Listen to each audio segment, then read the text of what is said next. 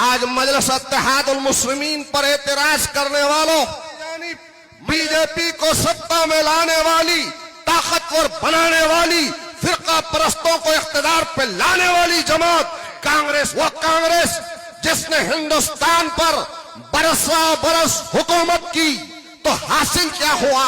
आज हमारे अपने बच्चों को जेलों की सलाखों में दहशतगर्दी के नाम पर डालने का काम किसने किया? गौर करो, ये कांग्रेस, ये आरजेडी और तमाम के तमाम फिरका परस्त ताकतें उस वक्त भी मजलिस इत्तेहादुल मुस्लिमीन को रोकने के लिए हर तरह की कोशिशें की, हर तरह के इल्जामात हम पर आयद किए गए और फिर अवाम के दरमियान में और खास तौर से मुसलमानों के दरमियान में मुसलमानों को खरीदने की कोशिश की। लेकिन कुर्बान जाए हिंदुस्तान के मुसलमान, बिहार सीमाचल बहादुरगंज के गरीब मुसलमानों को आज सलाम करता है, क्योंकि तुमने इन सब के माल और दौलत को ठुकरा कर ओवैसी का साथ दिया, मजलिस का साथ दिया। तो हासिल यह हुआ कि हिंदुस्तान में एक पैगाम गया कि आज सीमाचल का और बहादुरगंज का मुसलमान गरीब है लेकिन जमीर फरोश नहीं है। आज का ये जलसा मजलिस इत्तेहादुल मुस्लिमीन की जानिब से मुनक्कद किया गया है। हरलतावाड़ी के लोगों, आप जानते हैं इस जलसे के मकसद को, कि इस जलसे में मजलिस इत्तेहादुल मुस्लिमीन आने वाली 11 तारीख को आपको एक पैगाम देना चाहती है। आपके इस असेंबली के इंतखाबात में हल्क़े हाजा बहादुरगंज से कई एक जमातों ने हिस्सा लिया हुआ है। एक तरफ बीजेपी जैसी फिरका परस्त जमात है, तो आप सब जानते हैं बीजेपी की फिरका परस्ती को कि किस तरीके से न सिर्फ बहादुरगंज और आपके बिहार के प्रदेश में बल्कि मुल्क के कोने कोने में फिरका परस्ती का नंगा नाच आज भारतीय जनता पार्टी कर रही है। और उसकी जद में अगर कोई है तो हिंदुस्तान की सबसे बड़ी अक़लियत मुसलमान है, और हर तरीके से हमको सताया जा रहा है मजहब के नाम पर, तो कभी दाढ़ी और टोपी के नाम पर, तो कभी हमारी इबादत गाहों को बुलडोजर से शहीद किया जाता है, तो कभी हमारे हिजाब को छीनने की कोशिश की जाती है, तो कभी हमारे उस बुजुर्गों ने, हमारे आबाद ने अल्लाह के नाम पर वक्फ की हुई जमीनों को छीनने का कानून भारतीय जनता पार्टी बनाती है। तो वहीं आपके खाने पीने पे एतराज है, आपके पहनने पर एतराज है, तो आपकी अजान पर इनको एतराज है। तो एक तरफ तो वो बीजेपी है, तो दूसरी जानिब कई पार्टियां हैं, तो तीसरी जानिब बीजेपी को सत्ता में लाने वाली, ताकतवर बनाने वाली, फिरका परस्तों को इख्तिदार पे लाने वाली जमात कांग्रेस का प्रत्याशी भी आपके दरमियान में है। वो कांग्रेस जिसने हिंदुस्तान पर बरस हुकूमत की, तो हासिल क्या हुआ? हिंदुस्तान की आजादी के बाद सबसे बड़ी अक़लियत मुसलमानों ने हमारे बुजुर्गों की बात को माना और कांग्रेस पार्टी के साथ हिंदुस्तान की आजादी के बाद हम चले गए। तो आपने देखा कि नेहरू ने आवाज दी तो मुसलमान पीछे गया, इंदिरा गांधी ने आवाज दी तो मुसलमान गए, राजीव गांधी आए तो गए, सोनिया गांधी, राहुल गांधी का साथ दिया। हिंदुस्तान के मुसलमानों ने कभी नहीं चाहा कि इस मुल्क पर कोई फिरका परस्त अनासिर या फिरका परस्त ताकत इख्तिदार में आए, जिसकी वजह से हिंदुस्तान की गंगा जमनी तहजीब का खसारा हो या नुकसान हो।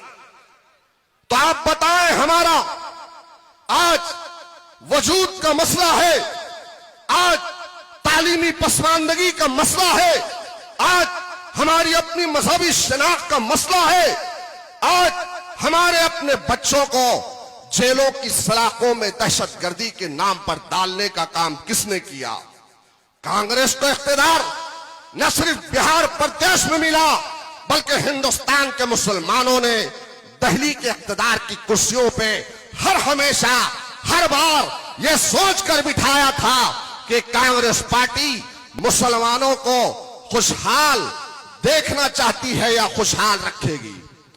गौर करो मेरे प्यारे मुसलमानों, आज मजलिस इत्तेहादुल मुस्लिमीन पर एतराज करने वालों, मजलिस इत्तेहादुल मुस्लिमीन बिहार के प्रदेश में सीमांचल की आवाज बनकर 2020 में जो आपने यहां पर एक तारीख को रहम किया, तो आपके दिलों में मजलिस इत्तेहादुल मुस्लिमीन रच और बस चुकी थी और उसी की वजह से 2020 में 5 विधायकों को आपने यहां से चुनकर दिया।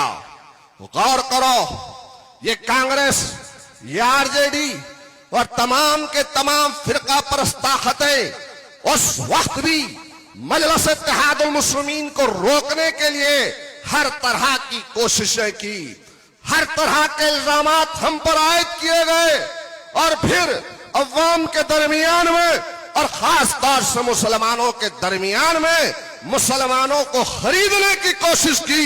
लेकिन कुर्बान जाए हिंदुस्तान के मुसलमान, बिहार सीमांचल बहादुरगंज के गरीब मुसलमानों को आज सलाम करता है, क्योंकि तुमने इन सब की माल और दौलत को ठुकरा कर ओवैसी का साथ दिया, मजलिस का साथ दिया, तो हासिल यह हुआ कि हिंदुस्तान में एक पैगाम गया कि आज सीमांचल का और बहादुरगंज का मुसलमान गरीब है लेकिन जमीर फरोश नहीं है। अल्हम्दुलिल्लाह, अल्लाह का शुक्र है कि उसी ताकत के साथ आज भी खड़ा हुआ है। जो लोग बिक चुके हैं, वो जमीर फरोश थे, वो चले गए, लेकिन आज भी सीमांचल बहादुरगंज का मुसलमान ओवैसी साहब के साथ मजलिस इत्तेहादुल मुस्लिमीन के साथ खड़ा हुआ है। रही बात हमारे मुखालिफिन की, तो कल के दिन एक कांग्रेस का नेता कहता है मंच पे आकर, और फिर प्रोफेसर जो स्टेज पे रो रहा था वोटों के लिए, प्रोफेसर को खरीद करता है और अपने सीने से लगाता है और बहादुरगंज की अवाम से कहता है कि प्रोफेसर को ना रुलाओ बहादुरगंज वालों। अरे हम कहां रुलाना चाहते हैं? इस बुजुर्ग को ना रुलाओ। खुद कहा बुजुर्ग, और खुद ने कहा कि मत रुलाइए बहादुरगंज की अवाम। अरे हम भी चाहते हैं, बुजुर्ग है, ना ठीक से चल पा रहे हैं, ना ठीक से लिख पा रहे हैं, ना ठीक से देख पा रहे हैं। इतना बड़ा क्षेत्र है बहादुरगंज का, कितना बड़ा क्षेत्र है। अरे उस बुजुर्ग को तकलीफ क्यों देते हो? नौजवान है तो नौजवान लीडर का साथ दो, जो एक आवाज पर अल्तावाड़ी के मुसलमानों के दरमियान में लब्बैक कहकर पहुंचता है। बुजुर्ग है तो हम बुजुर्ग के लिए तजवीज देते हैं अल्तावाड़ी के मुसलमान, बहादुरगंज के मुसलमान, कि उनको उम्रे हज को भेजो, नौजवानों को काम करने का मौका दो, नौजवानों को काम करने का मौका दो। आज बहादुरगंज में बहुत सारे ऐसे काम हैं जिनको करने की जरूरत है। और फिर यह भी कहा गया कि तौसीफ आलम साहब यहां थे, वहां थे। अरे अल्हम्दुलिल्लाह, जहां जहां जा रहे हैं, पिछले कई दिनों से आपके खुर्ब जवार में हम हैं, तो हर एक गरीब की तरफ से, इमाम मस्जिद की तरफ से, उलमा इकराम की तरफ से, बुजुर्गों की तरफ से, हर एक की तरफ से आवाज आ रही है कि हम अगर ओवैसी को, इमाम को और तौसीफ आलम को वोट अगर नहीं देंगे तो कल अल्लाह को क्या जवाब देंगे? कल अल्लाह को क्या जवाब देंगे? उनकी बात सुनकर हमारी भी आंखों में आंसू आ रहे हैं मेरे भाई। आज गौर करो कि जो प्रत्याशी आपके सामने ठहरा है, कांग्रेस का प्रत्याशी क्या कहता है कि मैं गरीब हूं, मैं गरीब हूं, मैं गरीब का बेटा हूं। अरे गरीब का बेटा अपने बेटे के लिए एमबीबीएस के लिए पेमेंट सीट पर 1 करोड़ रुपए खर्च कर सकता है। गौर करो, सिर्फ अवाम को रुझाने के लिए, लुभाने के लिए हर तरीके से कोशिश की जा रही है। हर तरीके से आपके दरमियान में आकर आपके वोटों को किस तरीके से हासिल किया जाए, ये कोशिश हो रही है।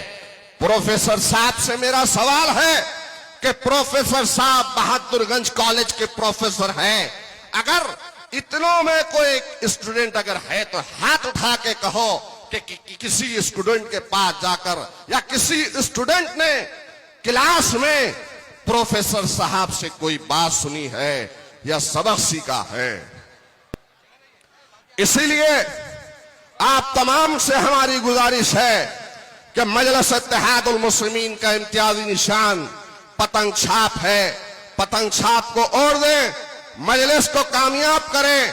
11 तारीख के दिन अपने घरों से निकलकर 5 नंबर का बटन मजलिस इत्तेहादुल मुस्लिमीन का इम्तियाजी निशान है, पतंग छाप को और दें। खुदा हाफिज, शुक्रिया।